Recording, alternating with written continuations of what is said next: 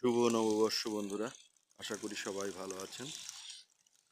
বিগত বছরের সমস্ত গ্লানি, হিংসা, বিদ্বেষ ভুলে নতুন বছরে সবাই আমরা সুন্দরভাবে বছরটা শুরু করি এবং সবার প্রতি সবার সহমর্মিতা, সম্মান প্রদর্শন করি। এটাই হোক আমাদের মূল মন্ত্র।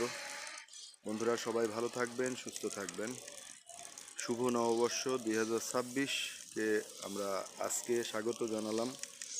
তো আজকে আমরা আমাদের প্রথম কর্মদিবস আমাদের বিদ্যালয়ে চলে এসেছি।